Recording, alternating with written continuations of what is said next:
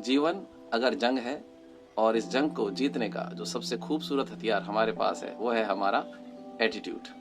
तो दोस्तों ये एटीट्यूड क्या है आज उसको जानेंगे। और एटीट्यूड अक्सर जब भी हम बात करते हैं तो हमारे दिमाग में साथ में नेगेटिव और पॉजिटिव जरूर आता है।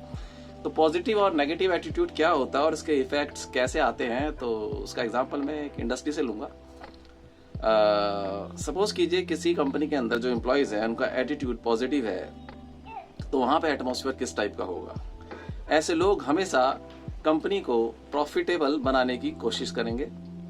वहाँ का जो प्रोडक्ट है वहाँ पे क्वालिटी से कभी भी वहाँ के एम्प्लॉयज़ कॉम्प्रोमाइज़ कभी नहीं करेंगे। नंबर 3, वहाँ के एम्प्लॉयज़ आपस में बहुत अच्छा टीम वर्क करते हुए मिलेंगे, एक दूसरे को समझेंगे और कहीं ना कहीं आप उन लोगों के अंदर वन टीम और वन ड्रीम वाले कॉन्सेप्ट्स को देखेंगे। एक्चुअली में ये कॉन्सेप्ट वहीं आ सकता है जहाँ पे लोग माइंडसेट से काफ़ी मैच्योर हों और जिनका एटीट्यूड अच्छा हो।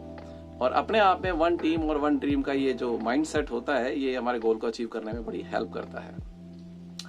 ऐसे एटमॉस्फेयर के अंदर आप अक्सर देखेंगे अगर किसी एम्प्लॉयज़ के साथ कोई भी प्रॉब्लम आती है तो प्रॉब्लम उसकी नहीं होती, पूरी टीम की होती है और उसको रिजॉल्व करने में पूरी हेल्प करती है पूरी की पूरी टीम। ऐसा एटमॉस्फेयर जहाँ पर भी होगा वहाँ पे, जैसे मैं एग्जांपल देता हूँ अपनी ही कंपनी का, अगर इन केस किसी का मेडिक्लेम कम पड़ जाता था और काफ़ी बड़ा खर्चा उसके सामने आ जाता था एम्प्लॉय के या उसकी फैमिली के, इन केस के अंदर एक दिन की सैलरी सारे एम्प्लॉयज़ अपनी देते थे और वो जो लोड उस इंसान पे पड़ना था वो लोड उस पर नहीं पड़ता। तो उससे देखो दोस्तों होता क्या है, हम किसी की मदद ही नहीं करते, एक कल्चर डेवलप हो रहा है, एक हेल्दी कल्चर डेवलप हो गया कि कल को हमारे साथ भी अगर कोई दिक्कत हो गई तो यही सारे लोग मिलके एक दूसरे की हेल्प करके उस बड़ी सी प्रॉब्लम को हम छोटा कर देंगे, उसको खत्म कर देंगे।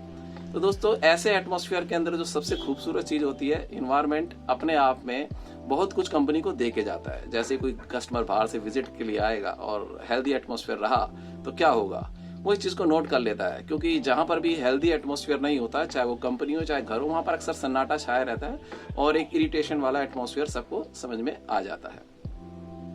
इसके अलावा हेल्दी एटमॉस्फेयर में आप ये भी देखेंगे कि वहां के एम्प्लॉयज जहां कहीं पर भी होंगे एक पॉजिटिविटी जरूर फैलाते हैं, क्योंकि जब जिस कंपनी में आप जॉब करते हैं अगर वहां आप खुश रहते हैं तो आप घर के अंदर भी खुश रहते हैं और बाहर भी आप खुश रहते हैं। ऐसे ही लोग एक अच्छे समाज और अच्छे देश का निर्माण करने में अपनी अच्छी भूमिका भी निभाते हैं। अब मैं बात करूं दोस्तों नेगेटिव, तो इसके अगेंस्ट क्या होता है, ऐसे लोग ज्यादातर इरिटेट रहते हैं। ऐसे लोग इस बात से कोई लेना देना नहीं होता कि कंपनी का फायदा नुकसान, ऐसे लोगों को इस बात से जरूर लेना देना होता है कि मेरे साथ वाला आगे क्यों बढ़ रहा है। ऐसे एटमॉस्फेयर में लोग एक दूसरे की टांग खींचने में मास्टर होते हैं, भले ही कि मिल के चल के दोनों के दोनों आगे कैसे बढ़े इस पे काम नहीं करेंगे। उनको नहीं पता वन टीम और वन ड्रीम क्या होता है, उन्हें तो यही पता होता है कि अगर इसकी टांग खींच ली तो मैं खुश हो जाऊंगा, दूसरे को ये पता होता है अगर इसकी खींच ली तो मैं खुश हो जाऊंगा। तो ऐसी जगह पर इस तरह की दिक्कतें होती हैं।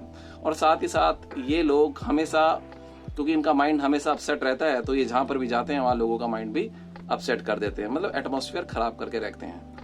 तो हमेशा क्या होना चाहिए कि ये जो कल्चर है इस कल्चर को हमेशा नोट करके रखना चाहिए कि अगर कहीं पर इस तरह की एक्टिविटीज होती है तो फौरन उनको कुछ अच्छी ट्रेनिंग्स दी जाए। और कुछ ट्रेनिंग्स आजकल मैं भी इस तरह की दे ही रहा हूँ, इसको मैं नाम देता हूँ हेल्दी कल्चर का, कि किस तरीके से कंपनी के अंदर एक अच्छा एटमॉस्फेयर क्रिएट करा जाए और कैसे वन टीम और वन ड्रीम का कॉन्सेप्ट उनको समझाया जाए और उनके बेनिफिट्स उनको समझाया जाए, ताकि वो एक अच्छी लाइफ जी सके और उनको लगे कि जिस कंपनी में हम जाते हैं यहाँ से हमारे घर में खुशियाँ आती हैं, तो इस कंपनी के अंदर भी हमें एक हेल्दी एटमॉस्फेयर बनाना चाहिए। अब दोस्तों मैं बात करूं, ये तो बात हो गई पॉजिटिव और नेगेटिव की, लेकिन यहाँ पर एक इंसान मुझे बार बार याद आ रहा है, मैं 1 मिनट और लेके उसके बारे में बताना बहुत जरूरी समझता हूँ। बात है एस्कॉर्ट के मालिक मिस्टर नंदा की। और मिस्टर नंदा के बारे में एक बात बहुत ही फेमस है कि एक बार उनकी कंपनी में किसी एम्प्लॉयज़ का एक्सीडेंट हो जाता है, तो एम्प्लॉयज़ वहाँ जाना चाहते हैं पर एडमिन उनको रोक देता है। एम्प्लॉयज़ नाराज़ हो जाते हैं और जब मिस्टर नंदा आते हैं तो उनसे शिकायत करने के लिए, जब उनके साथ साथ चल रहे होते हैं, तो जब वो अपने कैबिन में जाते हैं और कैबिन से जब एक एडमिन का बंदा उनसे मिल के जब बाहर आके बताता है कि आप लोग तो काम करके बैठ गए और मिस्टर नंदा जो एम्प्लॉयज़ को एक्सीडेंट हुआ था उसको अपना ब्लड देकर आ रहे हैं, तो सब बहुत शर्मिंदा होते हैं, उनसे माफ़ी मांगते हैं। तो मिस्टर नंदा की, अब सोचिए जो एक ऑनर एक एम्प्लॉयज़ को अपना खून दे सकता है, तो वो क्या सिर्फ एक एम्प्लॉय को देकर आए हैं, उनका खून तो सारे मजदूरों पे चढ़ गया। तो ऐसे ही इनकी कहते हैं कंपनी में एक बार बहुत बुरा वक्त आया, तो उस वक्त सारे एम्प्लॉयज़ ने एक ही बात बोली, सर की कंपनी बंद मत करना, हम बिना सैलरी के काम कर लेंगे। और जो लोग रॉ मटेरियल देते थे, जो कंपनियां, उन्होंने भी उनसे कोई पैसे वैसे नहीं मांगे उस वक्त। उन्होंने बोला नंदा साहब कंपनी चलाओ और जब हालात अच्छे हो जाएंगे तो पेमेंट आप धीरे धीरे करके दे दीजिएगा। तो मैं हमेशा कहता हूँ कि जो आपका एटीट्यूड है रिलेशन बिल्ड भी कराता है और आपका एटीट्यूड रिलेशन तोड़ता भी है। तो इसकी पावर को समझिए और शुरू से ही बच्चों को ये चीज़ समझाना शुरू कीजिए कि एटीट्यूड क्या होता है, ताकि बड़े होते होते उनके पैटर्न में ये चीज़ें आ जाए। क्योंकि अचानक कोई चीज़ इंसान की बॉडी में नहीं आती, उसको हैबिट में अगर लाना है तो बचपन से ही उसको एटीट्यूड का मतलब समझाए, ताकि वो फ्यूचर में एक ऐसी टीम के साथ जुड़ सके या एक ऐसी टीम बना सके जो किसी कंपनी के लिए कुछ अच्छा रोल अदा कर सके और देश के लिए भी।